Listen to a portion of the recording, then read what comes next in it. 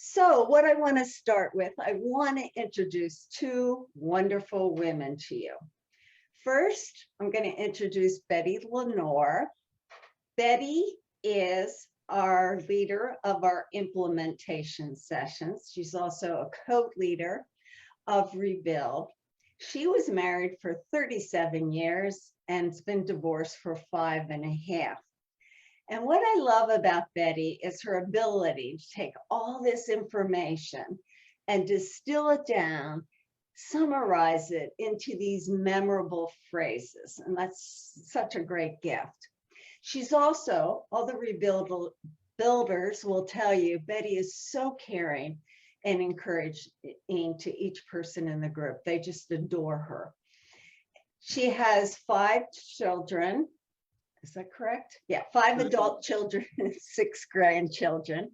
She's a physical therapist. She lives in Poplars Bluff, Missouri, and she loves to be outside, whether that's hiking, kayaking, or biking. So Betty, thanks for joining us.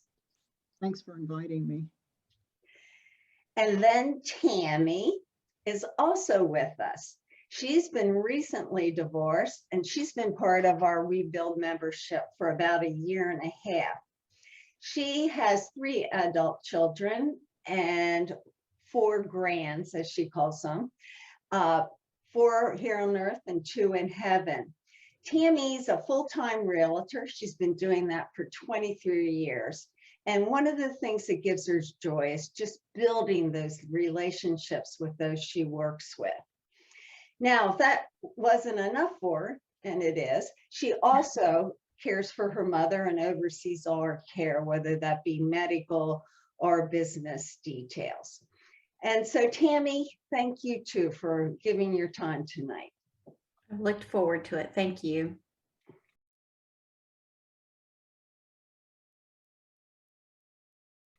So we're going to start. What exactly are we talking about in these implementation sessions? And I'm talking within the Rebuild membership. Is we want to take each month, I do a teaching session, and then whatever topic I teach on, Betty comes along in the next week or 2, and she helps you implement, apply what it is that we've been covering. Now, it's wonderful to learn new things, but if that's all that happens, you learn new content, nothing changes. So these implementation sessions are key to helping you apply the tips, the tactics, the skills into your everyday life. So Betty, how would you describe these sessions? Ooh, Tammy's going first. Oh, is she? Whoever. Okay. So I would describe them as a great time to gather after, like you said, there's a lot of learning that goes on, and there's a lot to take in. These little books that you have written really should be much larger because they contain so much more content than what you can actually implement all at once, which is why the implementations are so great. It gives us an opportunity to meet each other, to get to know each other, to build into each other, shoulder in, and just kind of process, how do we take what we learned and put it into our lives practically? Mm-hmm. Yeah, that's good. Yeah, and I think just the way that it's done, it's after the teaching session. So we've had a little bit of time to process and think about and try to apply what George is teaching us. Mm-hmm. So the topic is always what the teaching was from the last time. So it's not just a session where we just share, but we get a chance. We talk specifically about the things that George is teaching us. There's not really any additional teaching, and it's safe. There's not any judgment. Nobody expects us to already know anything. And there's the opportunity to talk and sort out where you're struggling with people who don't need a lot of explanation about how you got there. Yeah, because they understand where you are. Mm-hmm. And I think the gift is we record the teaching sessions, and I do want to say that I don't just teach the whole time. There's sharing and questions too. But what I love is that session, all the sessions are going to be recorded. But Betty, you always go back and listen to that session at least once. And it always amazes me. I love to hear what exactly you pull out as the main points to help each person in the group. Well, and when I listen to that, when I re-listen to the teaching session, I'm praying the whole time, you know, for the Holy Spirit to give me questions to ask, to draw us to live in the truth of what you're teaching us, not just head knowledge, but to really sort out what does it mean to walk in this. Oh, it shows. It really does. Mhm. What have you seen, Betty, as, or maybe Tammy's going next, what Up next. of the value to the women of these particular sessions?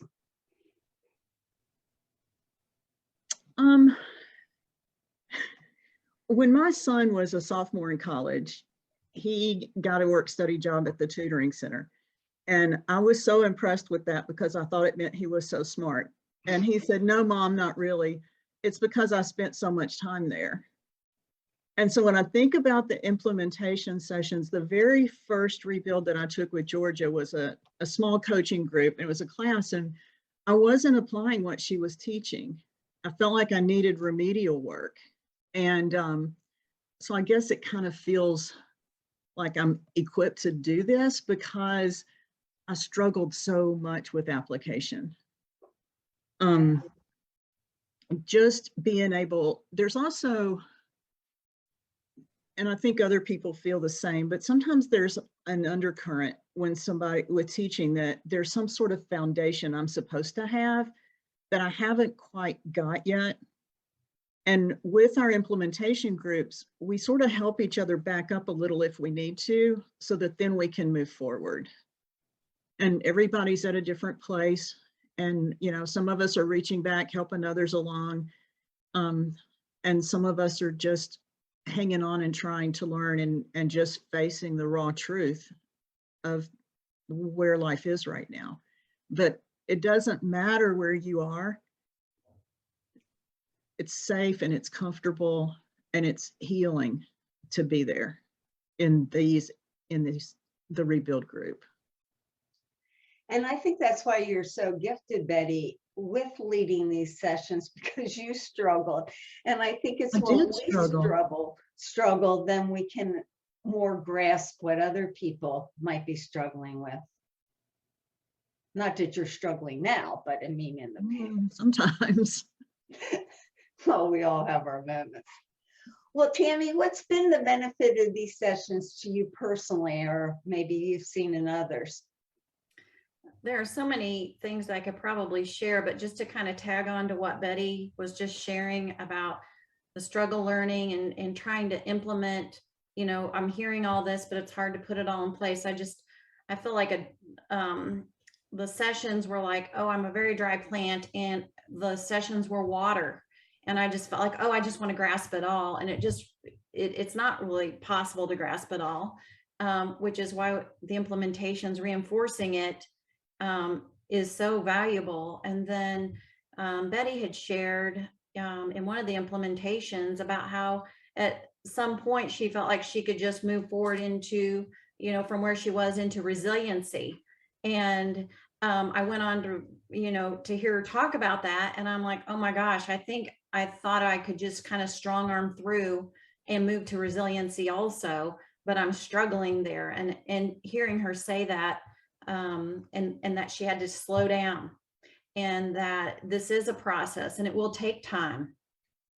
And I didn't really like that part, but it was the truth. And so I did like the truth. And that is a good thing about our group, is no one's telling you what to do. They're just asking you to think about it, or ask you how you could do things differently.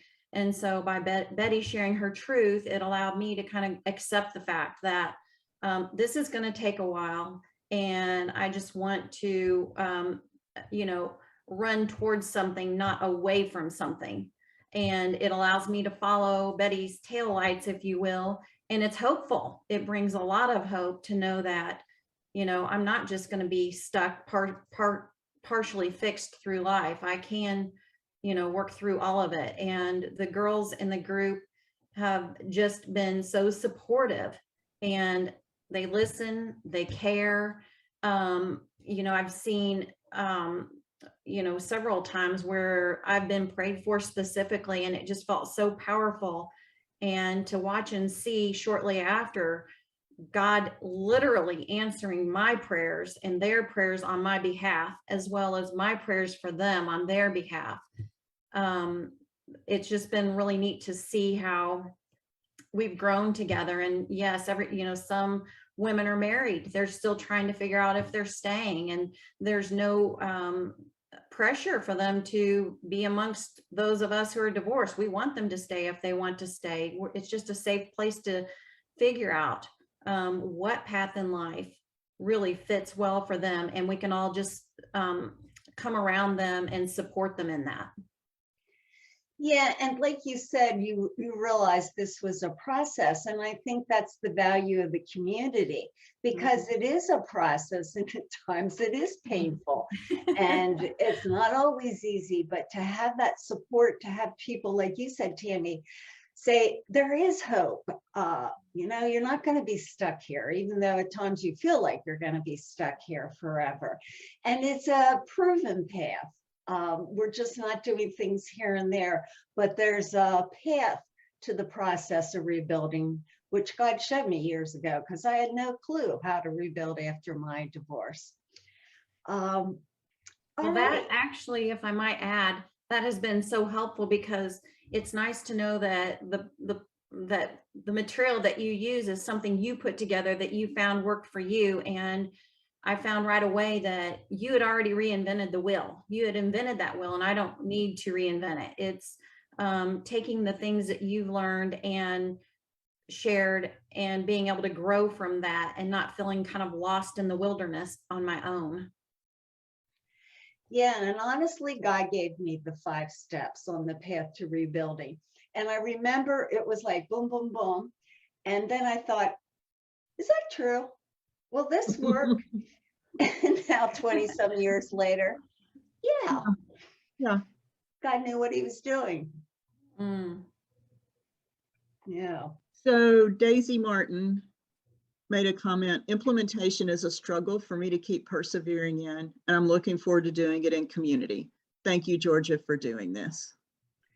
Yeah, and it is that grit we need, the ability to keep on keeping on, the ability to endure when we're not exactly sure when's that day gonna come where we feel like, we've gotten over the worst. So it is perseverance. That's true. Another piece, just this week, I came across the term disclosure remorse, which is when you tell someone, you feel very vulnerable with someone, and you tell them either what has happened or what is happening or what your life is like, but then you start feeling awkward around that person because they know things. And with a Zoom group, we're not going to run into each other at the grocery store. We're not going to be in church and wonder what they're thinking about us. And so I know that there is a stage where we need those close, healthy relationships where people do know, but sometimes we're not ready for that yet. And I think having a group like this where you can share and be vulnerable, and people will pray for you, but you don't wonder what they're thinking about you in other places.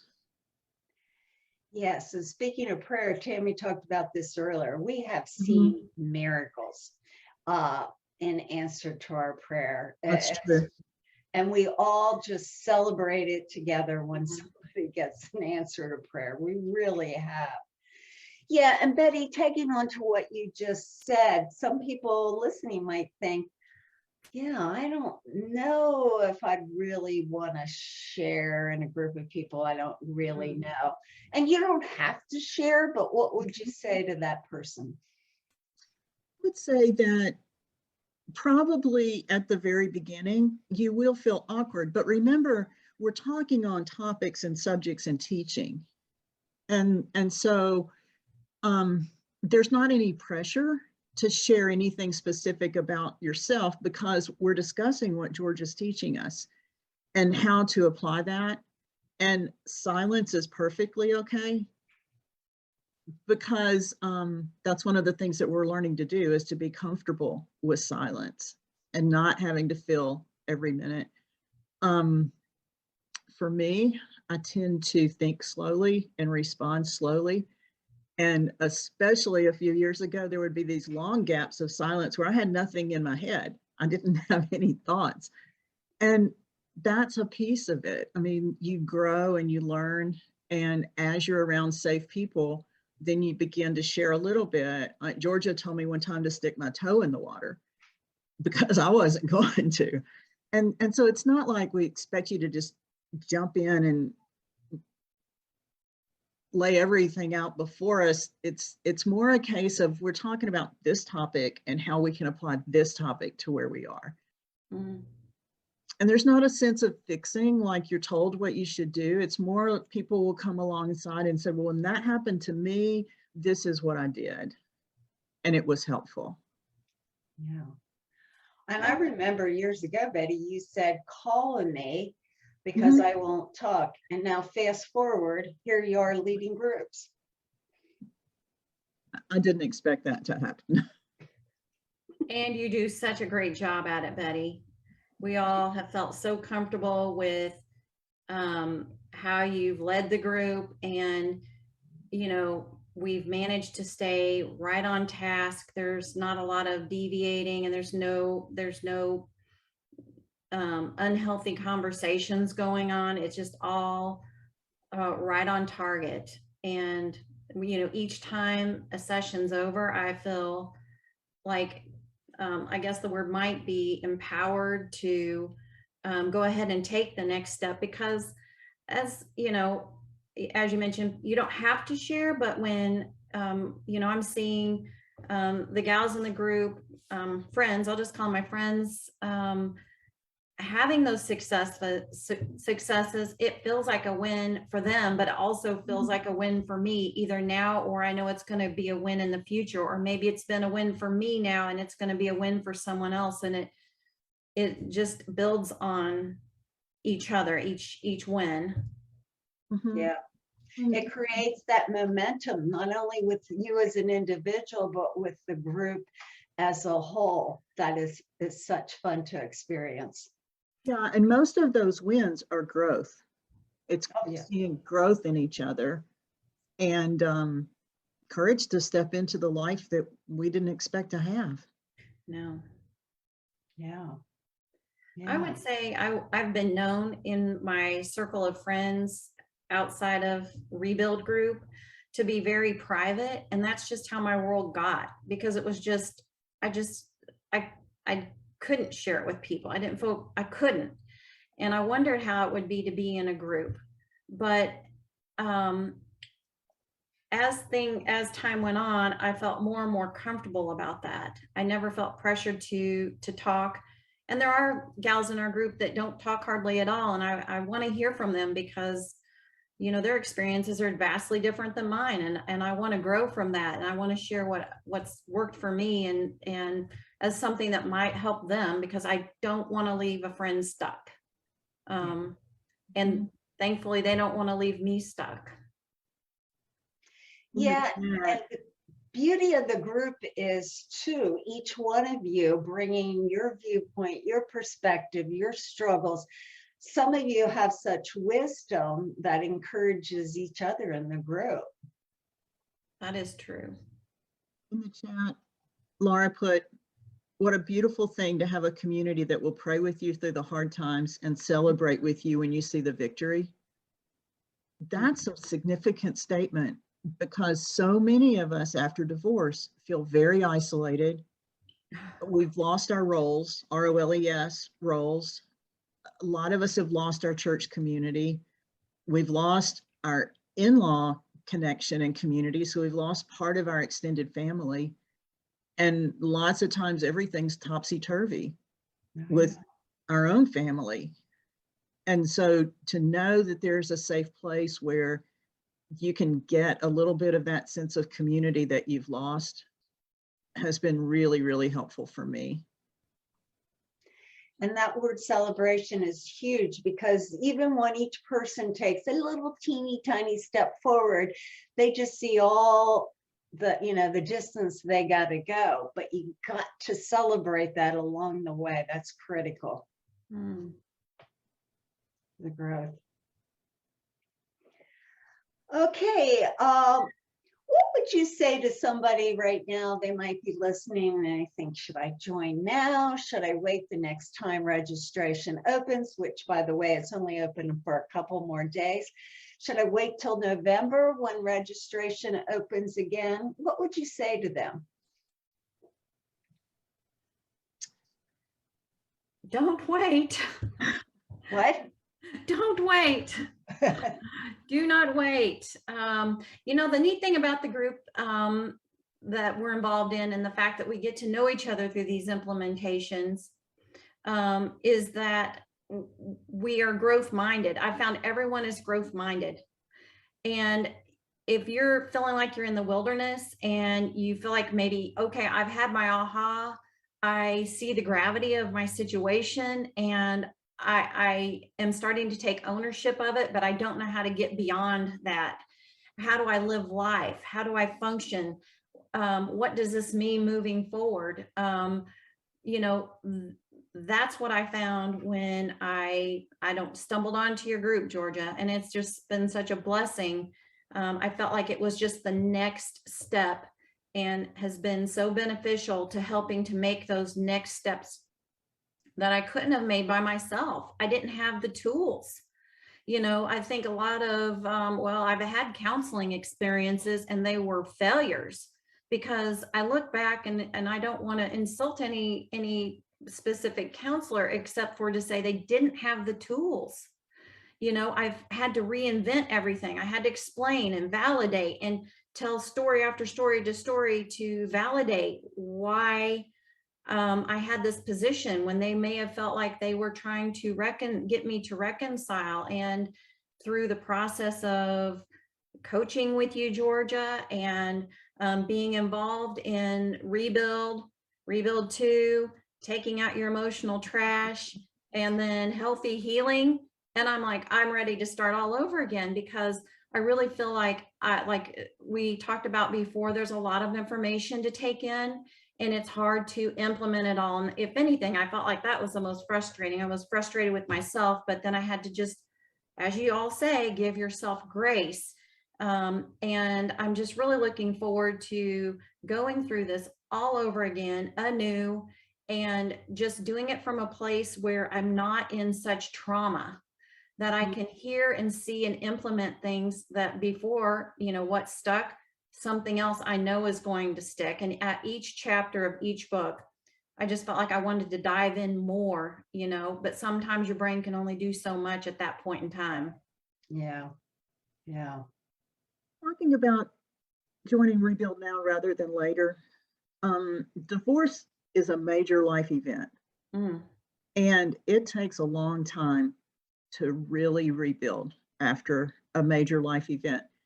And I didn't do much rebuilding because I was stuck in personal responsibility. I was busy taking personal responsibility for everything that had happened to me and for the situation that I was in, but I couldn't move forward.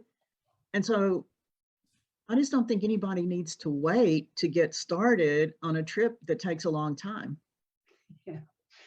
Yeah. And also, talking about those counselors that were well-intended, and they're really good at what they do, I'm sure, but those counseling sessions were $120 to $170 a session. And I'm sure it's very well worth it, but I found a lot more value and a lot more frequency. I felt like in between counseling sessions, I was starving, and I needed something to help, I don't know, more frequently get me through that month. And like once a month was not going to do it. And so this teaching session followed up by implementation was an opportunity to revisit and embrace and just, take hold of it a little bit more. And then all the support that comes along with the great friends. And, I consider this group of ladies to be some of the best friends I've ever had in life. And we may never ever live in the same city. Just, distance is nothing. There's also the Facebook group where we can keep tabs on each other in between, where we post prayer requests and where we post answers to prayer Mhm. and other things too. But I think that piece of it too gives some consistency, because all through the month there are touch points where you can get in touch with other people and they already know what you're learning Mhm. Yeah. because we're doing it together. That's like one of the ladies in our group told me a few weeks ago. She said, I feel like we're growing up together. Yeah. Oh, Like we're in the family together, like we're sisters and we're growing up and we're doing it all together. I thought that was a beautiful picture. Well, is there anything else you want to add? well, I guess I would just, in reflection, thinking, where would I be now had I not been in Rebuild? Mm. I guess I almost start to cry to think about that. I'm not really a crier. But just what if I'd not had that? I don't even want to contemplate that because I felt very stuck. And it just seemed like there are a lot of resources out there everywhere, and not all of them are created the way you've been guided and blessed to lead and share with us. So I feel blessed to be a part of this specific group. Mhm. And for me, especially the first year or so with Rebuild in Georgia, I had so many questions and a lot of fear. And she was very quick to either answer my email questions or to include those in the next teaching session. And practical stuff, like I was afraid to step into grief because I would be depressed, and I was not going to get depressed. I was not going to do anything that would lead to depression because that's weak. And she helped me see through that and basically said, well, we'll walk with you. If you get depressed, you probably will, and we'll move through it.